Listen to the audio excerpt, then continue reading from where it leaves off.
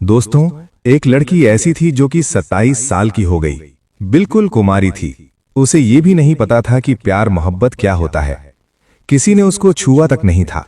आदिवासी लड़की, भोली भाली सीधी साधी लड़की, यूं ही अपने दिन गुजार रही थी।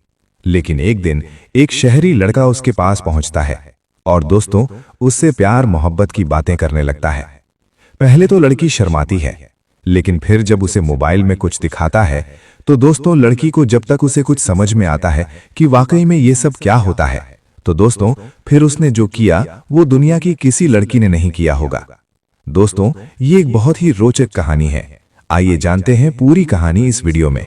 लेकिन वीडियो में आगे बढ़ने से पहले बस वही रिक्वेस्ट कि वीडियो को लाइक और एक प्यारा सा कमेंट कर दीजिए। साथ में चैनल को भी सब्सक्राइब कर लीजिए ताकि मेरा हौसला बढ़ता रहे। दोस्तों, ये बिहार की कहानी है। एक लड़का जिसका नाम रामवीर महतो होता है। 30-32 साल उसकी उम्र होती है। उसे घूमने फिरने का बड़ा शौकीन था, लेकिन घूमने के लिए वो शहर नहीं जाता था, किसी अच्छे जगह पर नहीं जाता था, बल्कि वो नदियों, पहाड़ों, जंगलों की तरफ निकल लेता था। साल में 10 महीने कमाता था, लेकिन 2 महीने घूमने में सारे पैसे उड़ा देता था। उसके पास एक बाइक थी। तो ये बात है 2007 की। वो अपना राशन पानी सारा कुछ इंतजाम करता है और अपने मोटरसाइकिल पर बांधता है और घूमने के लिए बिहार के आदिवासी जिलों की तरफ निकल लेता है। रास्ते में एक जंगल मिलता है, लेकिन जहां पर लोग जंगल देखकर डर जाते हैं, वहीं रामवीर महतो खुश हो जाते हैं, क्योंकि उसे किसी चीज से कोई डर नहीं लगता था।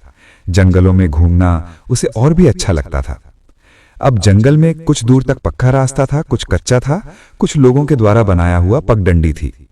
उन्हीं रास्तों पर वो निकल लेता है और उसके बाद 5-6 घंटे तक बाइक चलाते हुए एक ऐसे इलाके में पहुंचता है जहां पर काफी दूर दूर घर दिखाई देते हैं।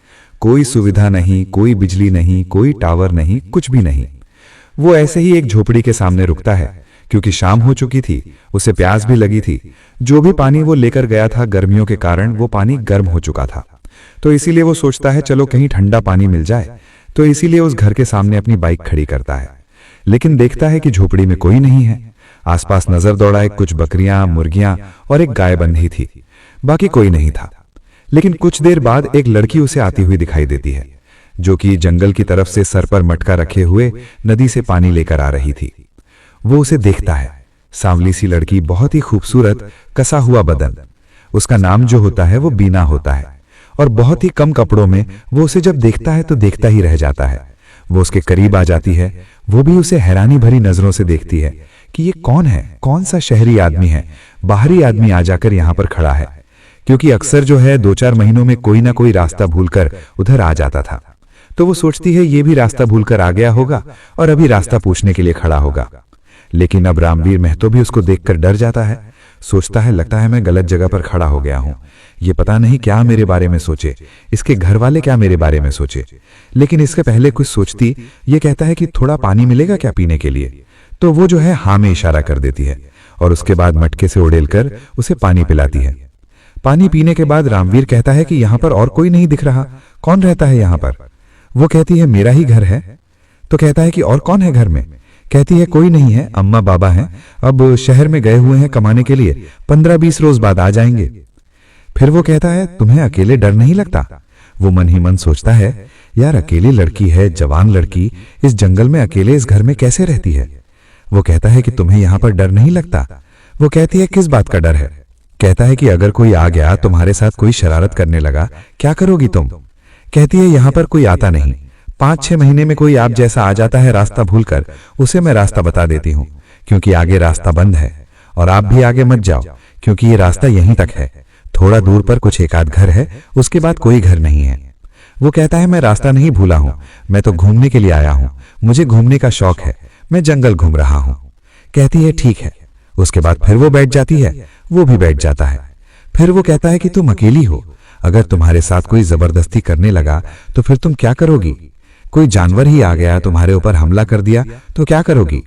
तो वो कहती है, अपने कमर में उसने खंजर खोस रखा था, निकालती है तो उसे देखकर रामवीर डर जाता है। वो कहता है तुम इसी से मार दोगी। तो कहती है नहीं, मैं किसी को नहीं मारूंगी, बल्कि मैं खुद को मार लूंगी अगर ऐसी कोई बात हुई तो। अब मन ही मन सोचता है चलो ठीक है, कम से कम पुराने जमाने के लोग अभी भी हैं, पुराने सोच वाले अभी भी हैं। तो कहता है कि तुमने कभी प्यार मोहब्बत नहीं किया? कहती है नहीं, ये सब क्या होता है, ये सब बातें बेकार की चीजें हैं। अब शाम हो रही है, तुम भी चले जाओ क्योंकि रास्ता आगे नहीं है। तो वो कहता है मुझे जाना नहीं यार, मैं तो रुकने के लिए आया हूँ, कहीं पे रुकने का जगह है किसी के घर में तो बताओ, मैं उसको 1000 रुपये भी दे दूंगा। तो कहती है कि ऐसी कोई जगह नहीं है यहाँ पर, वैसे भी शहर के लोगों को पसंद नहीं किया जाता है, अगर यहाँ पर आपको कोई देख लेगा तो फिर वो गुस्सा करेगा, आपके साथ मारपीट भी हो सकती है, इसीलिए आप यहाँ से चले जाओ। वो कहता नहीं यार, मुझे बस आज की रात तो रुकना ही है क्योंकि यहाँ से मैं जा भी नहीं सकता, मैं सुबह सुबह चला जाऊंगा, अपने ही घर में मुझे एक कोना दे दो। बीना कहती है कि यहाँ पर कैसे रुक सकते हो? कहता है अरे मैं पैसे तुम्हें दे दूंगा। बीना कहती है पैसे की बात नहीं है, लेकिन अब तुम परेशान हो तो कोई बात नहीं, अपना जो मोटर गाड़ी है इसको घर में रख दो और घर में चलकर बैठ जाओ, और वैसे तो यहाँ कोई आता नहीं है, लेकिन अगर कोई आ भी गया तो उसे पता ना चले कि यहाँ पर कोई है, लेकिन सुबह सुबह चले जाना। कहता है ठीक है, मैं चला जाऊंगा। अब दोस्तों वो जो है उसके घर में रुक जाता है, वो शाम को कुछ खाना बनाती है, ये भी कुछ लाया था, कुछ शहर की चीजें उसको देता है, वो कुछ देसी चीजें बनाती है, इसको खिलाती है, उसके बाद एक तख्त पर उसका बिस्तर लगा देती है और उसके बाद वहां पर वो लेट जाता है। खुद जो बीना थी वो चटाई बिछाकर नीचे लेट जाती है। अब दोस्तों जो रामवीर था वो एक शातिर किस्म का था, चालाक था, शहर का लड़का था। वो सोचता यार इतनी सीधी, इतनी भोली भाली लड़की है और 27 साल की उम्र में भी कुंवारी है, ऐसी लड़की तो कभी मिली नहीं, अब कैसे इसको हासिल करूं, कैसे पाऊं? अब वो तरकीब लगाने की सोचता है, लेकिन अब उसके कमर में खंजर था, खोंस रखी थी सुरक्षा के लिए, इसीलिए वो डर भी रहा था। फिर वो कहता है कि कभी तुमने सिनेमा देखा है? वो कहती है कि नहीं देखा, लेकिन मैंने सुना है कि जैसे हमारे लोग यहाँ पर नाचते गाते हैं वैसे ही एक टीवी होता है, उसमें जो फोटो वगैरह होता है वो नाचता गाता है। रामवीर हंसने लगता है, कहता है यार बताओ, तुम्हें टीवी के बारे में भी नहीं पता है तो तुम सिनेमा देखोगी? तो कहती है कैसे?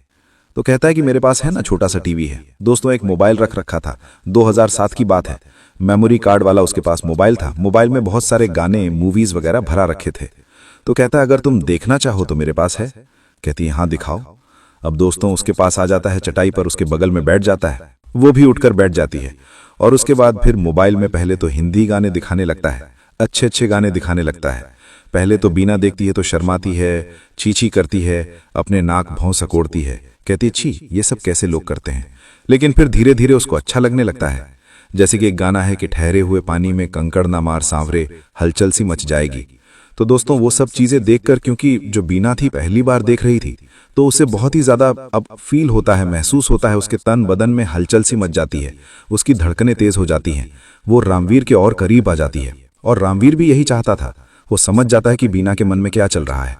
वो जो है और गाने लगाता है कुछ अश्लील टाइप का, और जब उसे देखती है तो वो कहता है कि देखो ना, प्यार मोहब्बत कितनी अच्छी चीजें हैं, कितना अच्छा लग रहा है, और तुम भी ऐसा करना चाहोगी? अब दोस्तों वो उसके आंखों में देखती है, मुंह से कुछ नहीं बोलती, लेकिन फिर समझ लो कि उसके तरफ से भी हाँ था। वो उसके बाहों में झूल जाती है। उसके बाद दोस्तों वो मोबाइल एक तरफ रख देता है, अंधेरा हो जाता है, और उसके बाद जो भी कुछ हो रहा था बीना के साथ पहली बार हो रहा था, लेकिन बीना को फिर एहसास होता है कि नहीं ये सब गलत है।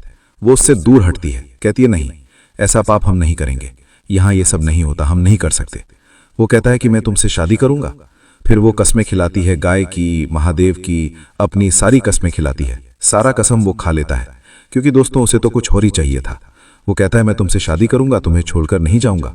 कहती है ठीक है, अगर आप मुझसे शादी करेंगे तो अम्मा बाबा आएंगे, तब तक आपको यहाँ रहना पड़ेगा। मैं अम्मा बाबा से बताऊंगी और अम्मा बाबा भी खुश हो जाएंगे, क्योंकि यहाँ पर किसी का दामाद आप जैसा सुंदर नहीं है। कहता है ठीक है, जब तक वो आएंगे मैं रहूंगा। उसके बाद दोस्तों उन लोगों में जो भी कुछ होता है, उस रात वो दोनों सो नहीं पाते हैं। सुबह जब होती है तो बीना बहुत खुश थी, उसे बेइंतहा प्यार कर रही थी। रामवीर भी खुश था। लेकिन दोस्तों 8-10 दिन में जो कुछ उसे चाहिए था, जितना भी जैसा भी चाहिए था, सब कुछ उसे मिल जाता है। अब उसका मन जो है वो बीना से भर चुका था। वो सोचता है कि इसे छोड़कर मैं अब कैसे भागूं, कैसे इससे पीछा छुड़ाऊं, और एक दिन उसे वो मौका भी मिल जाता है। एक दिन जो है वो नदी पर पानी भरने के लिए गई थी। ये अपना बाइक जो है, क्योंकि जो उसकी बाइक थी उसको उसने छुपा दिया था, घास फूस से ढक दिया था कि कोई आए तो पता ना चले, और इत्तेफाक से कोई इतने दिनों में आया भी नहीं था। वो जो है अपनी बाइक वहां से निकालता है और फिर दोस्तों वहां से वो फरार हो जाता है। बीना जो है नदी से खुशी खुशी पानी भरकर आती है, लेकिन जैसे ही आकर देखती है तो उसके पैरों तले जमीन खिसक जाती है। वो दोस्तों धड़ाम से गिरती है। उसके बाद दहाड़े मार मार कर रोने लगती है। इधर उधर वो पागलों की तरह उसे ढूंढने लगती है, उसे बुलाने लगती है, कहाँ गए कहाँ गए, लेकिन दोस्तों उसका कोई अता पता नहीं था। वो धोखेबाज आदमी था, उसे धोखा देकर भाग चुका था। उसके बाद दोस्तों उसे इतना गहरा सदमा लग जाता है कि वो अपने बिस्तर पर एक बार गिरती है तो फिर उठती ही नहीं। सुबह से शाम हो गई, शाम से फिर सुबह हो गई, और उसके बाद फिर जब अगले दिन उसके जानवर वगैरह चिल्लाने लगे, बकरियां वगैरह, तो सोचने लगी कि पाप तो मैंने किया है, इनको क्यों बेवजह मारूं। उनको पानी वगैरह देने लगती है, चारा देने लगती है, और सोचती है कि जैसे उसके माता पिता आएंगे तो फिर वो अपनी जान दे देगी, क्योंकि वो उससे इतना प्यार करती थी रामवीर महतो से कि उसके बिना हमेशा उसके सामने उसी का ही चेहरा नाच रहा था। इसीलिए जो है उसे रोने बिलखने के अलावा उसके पास कोई चारा नहीं बचता है। इधर दोस्तों 3-4 दिन बीत जाते हैं। बीना जो है बिना खाए पिए एकदम से कमजोर हो जाती है, और एक दिन वो बिस्तर पर गिरती है तो फिर उसमें इतनी ताकत भी नहीं थी कि वो उठकर बैठ सके।